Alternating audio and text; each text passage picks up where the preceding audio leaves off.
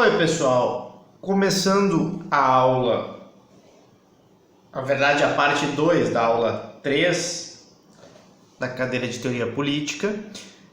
Nós faremos então este último vídeo, tá? A aula é um pouco menor, depois eu vou apresentar uma atividade para vocês me entregarem, ok?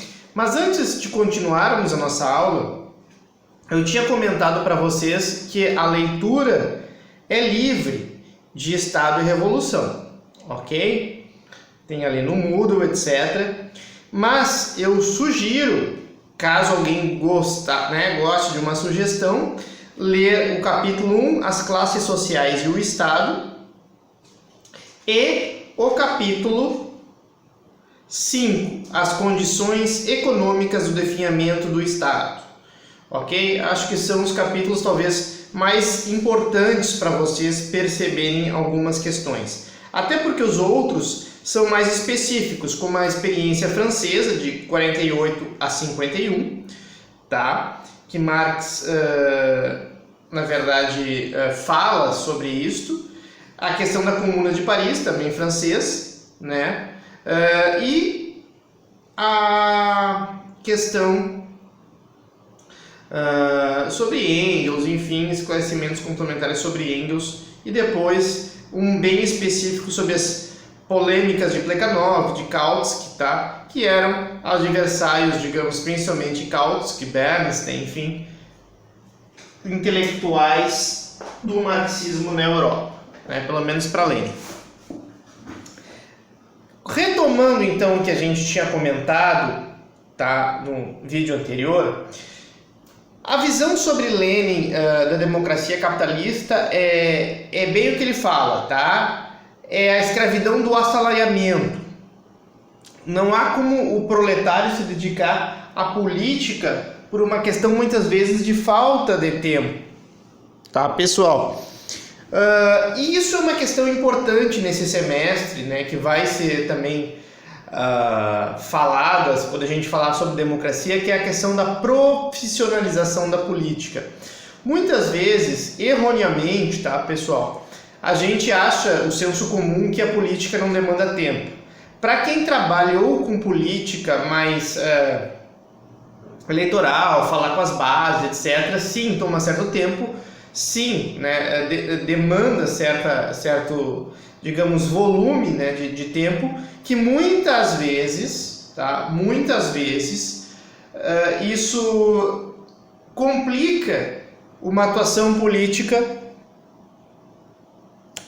mais forte, né, mais extensa em relação à política, enfim, a questão da política em si.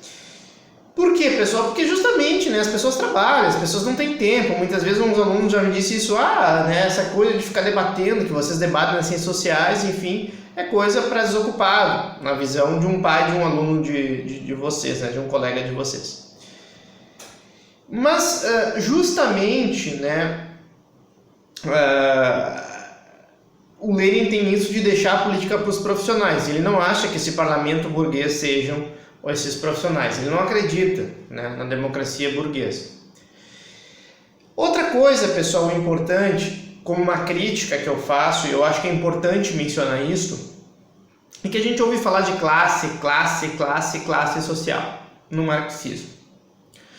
Contudo, tá, existem outras denominações de grupamentos diferentes, de grupos diferentes, tá, que não necessariamente estão determinados dentro do modo de produção.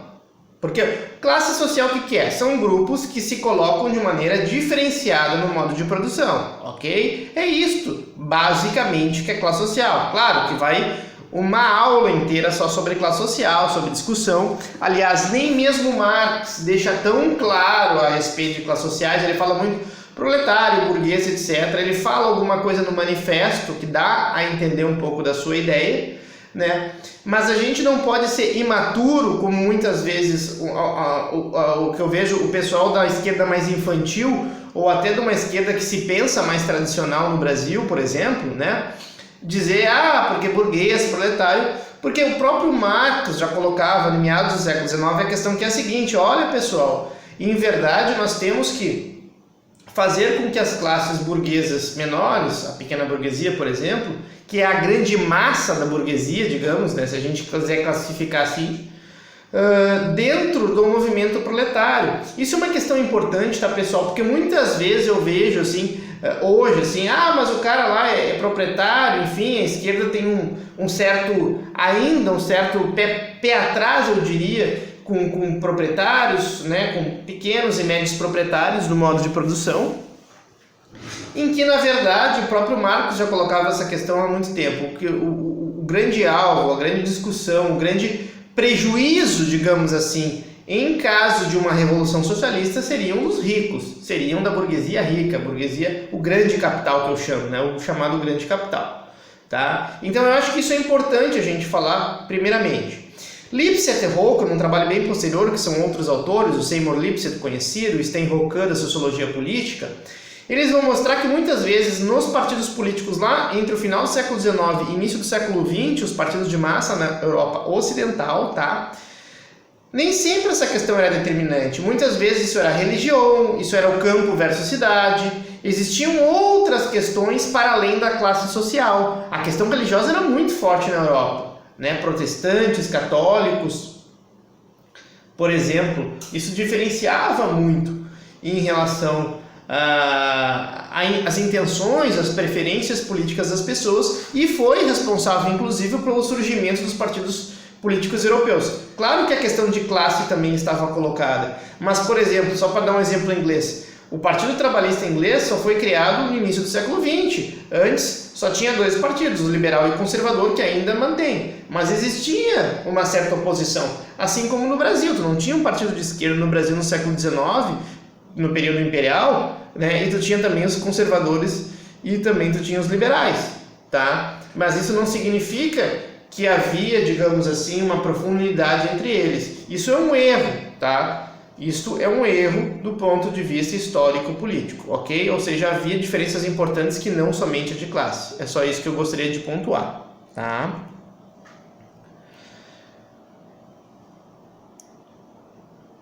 Opa, deu uma trancada aqui. O que aconteceu? Centralismo democrático.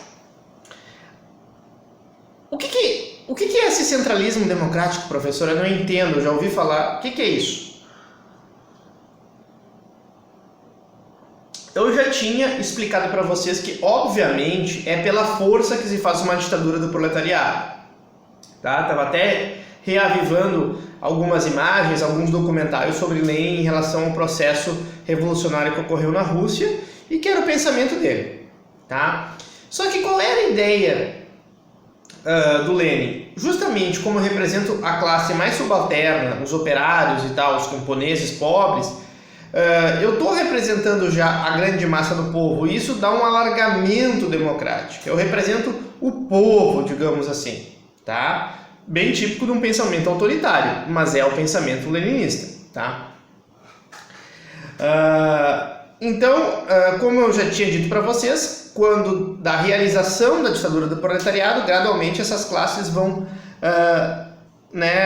deixar de existir, para aí chegar-se a uma democracia mais completa. Então, nesse aspecto, o Lenin vai jogar, se vocês lerem o Estado e Revolução, em algumas palavras, democracia, que ali essa é a verdadeira democracia, esta é a ideia original, né? Mas é confusa essa visão dele.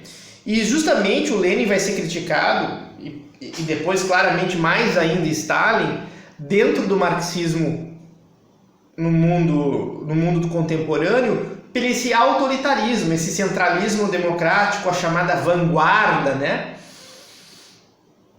Por quê? Já existiam críticas bem anteriores de Rosa Luxemburgo, que queria uma maior participação, defendia uma maneira diferenciada dessa dirigência do Partido Comunista, dos partidos socialistas, tá? E Lenin não, Lenin tem essa visão muito, muito clara de liderança forte, de uma liderança política dirigista, que dirige o partido, tá? Claro que se pode discutir depois a maneira como tu faz a chegar ao topo do partido. Como é que tu faz isso, né? De uma maneira que seja uma maneira mais justa, né? De ascender a burocracia central do partido, tá? E não matando os correligionários como o Stalin vai fazer depois da morte do Lenin, por exemplo. Tá? Então isso é sempre um debate, a democracia interna dentro desses partidos comunistas, desses partidos de esquerda. Tá? Então essa visão do Lenin acaba por ser ambígua, porque ao mesmo tempo que ele fala de democracia, ele fala que tem que ter um comando central, o chamado centralismo democrático, que na minha opinião é um jogo de palavras. Tá? Nada mais é do que vocês já viram, a camada dirigente. Os meios de produção são públicos, né, pessoal?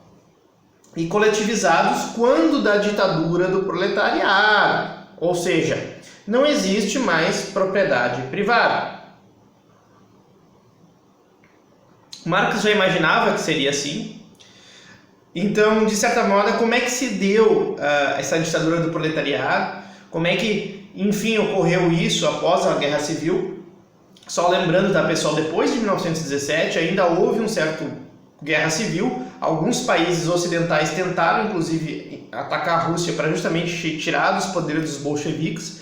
Isso já demonstrava como os principais potências ocidentais, o medo do socialismo ele já era real. Ele era, na verdade, anterior, né, à Revolução Russa, mas ela nunca tinha tido uma dimensão grande. Vejam bem, nós estamos falando da primeira experiência histórica que ocorreu, né, de uma maneira mais fortalecida.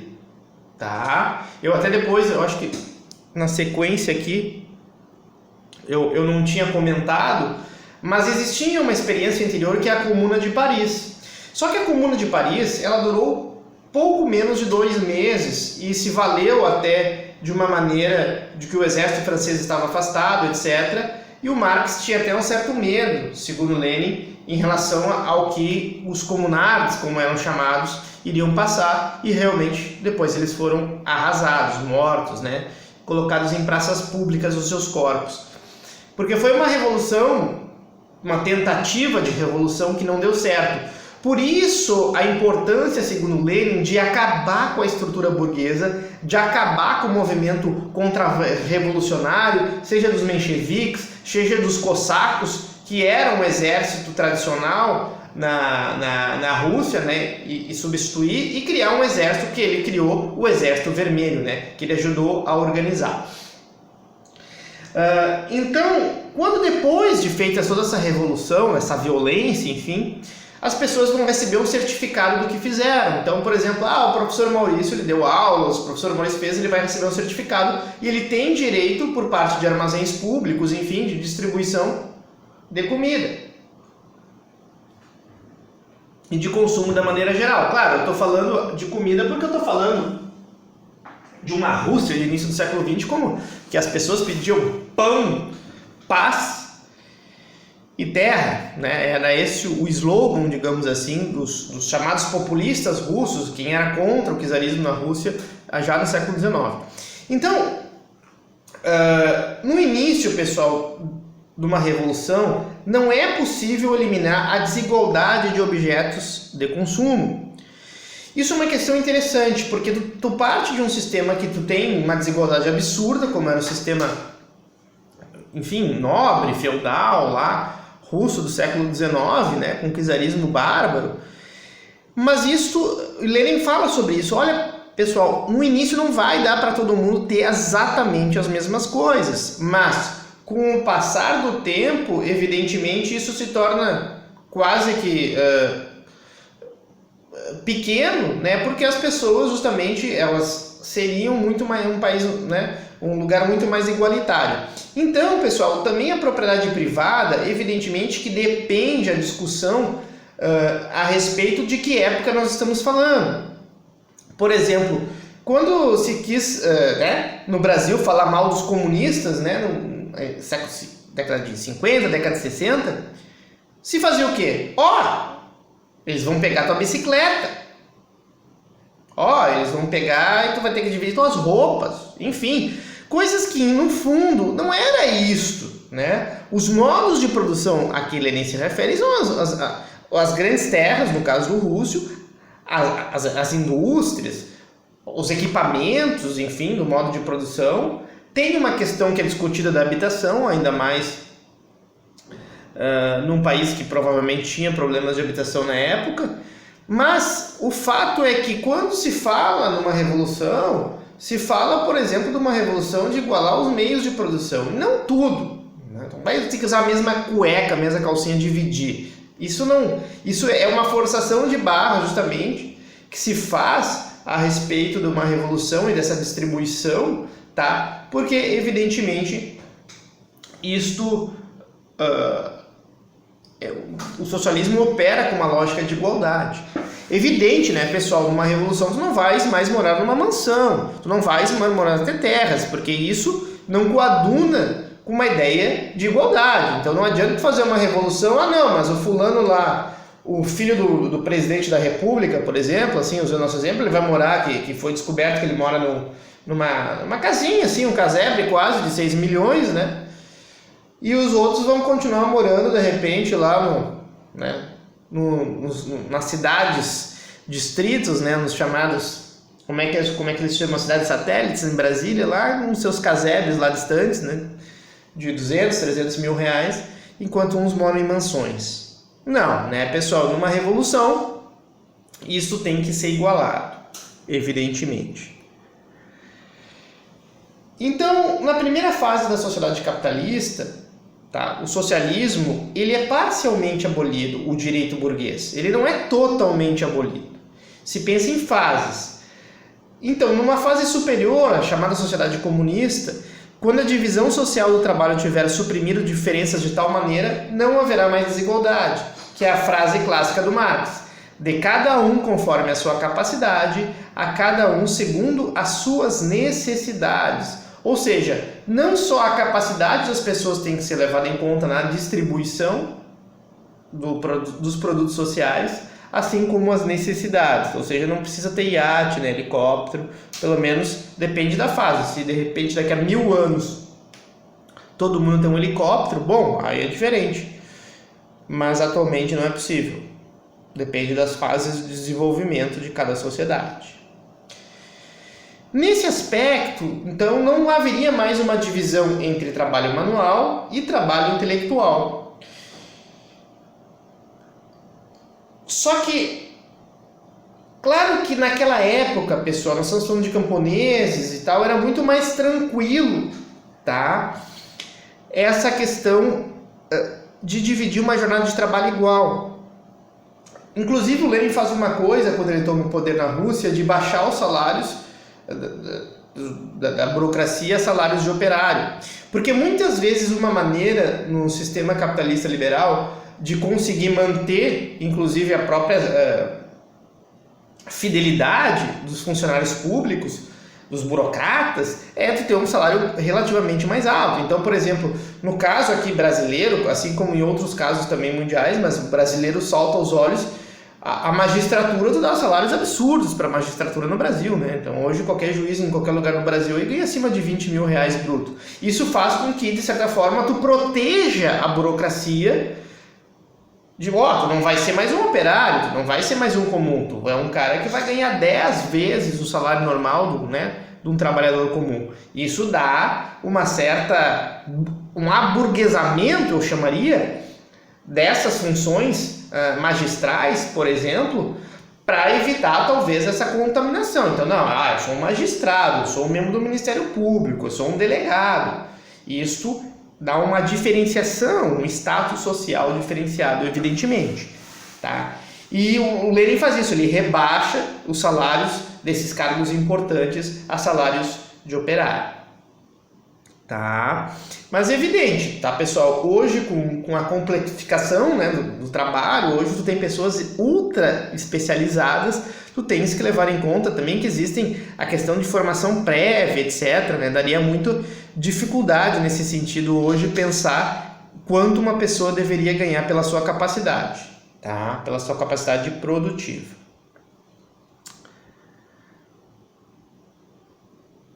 E aí, pessoal, na fase socialista, todos se tornam operários do Estado, né? Trabalhar pela coletividade.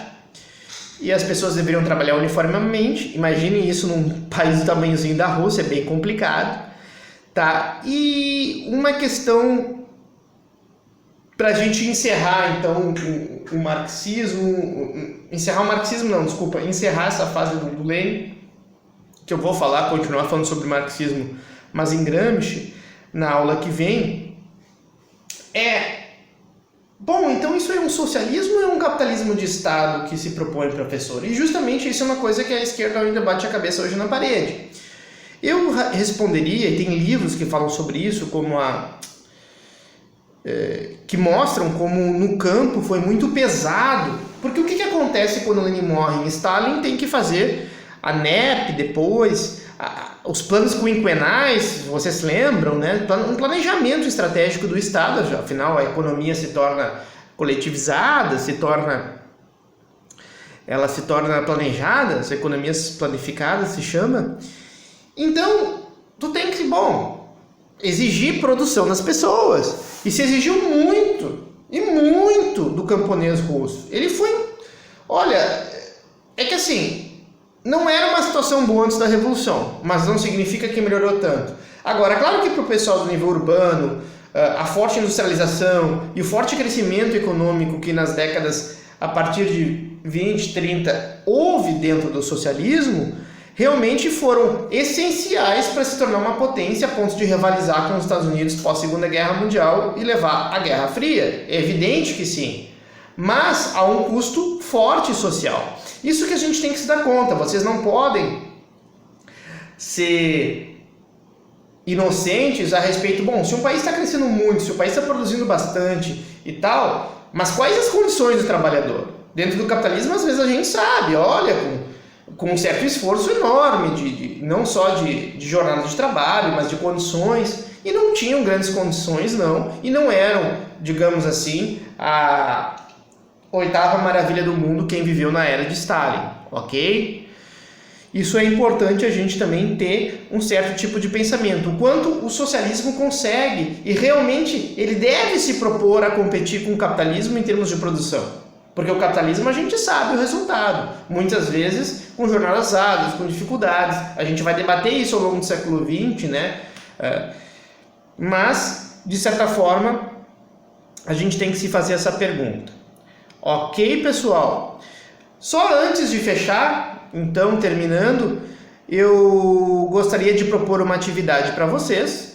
Essa atividade vai ser qual? Essa atividade vai ser a seguinte, ela vai valer tanto para esta aula, que é a terceira, quanto para a quarta, quando eu falar sobre Gramsci, ok? Ela vai ser a proposição de um vídeo didático para alunos de ensino médio, entre 5 a 10 minutos, para explicar o que é a Revolução Socialista, o que foi a Revolução Socialista na Rússia, tá? Pessoal, não quero que fale sobre o socialismo de maneira muito geral, mas eu quero explicar, claro, contextualizar o socialismo, mas o socialismo na Rússia para alunos de ensino médio. Eu estava vendo no YouTube, tem vários vídeos, tem trocentas coisas que vocês podem aproveitar, inclusive enquanto material, então eu só estou pedindo de 5 a 10 minutos. Mas como eu sei que vídeo precisa de uma organização, vocês vão ver, professor, às vezes tu pensa, né, 5, 10 minutos é barbada de gravar, vai estudar para fazer isso. Né, que é o que o pessoal às vezes não nota em relação à questão de docente.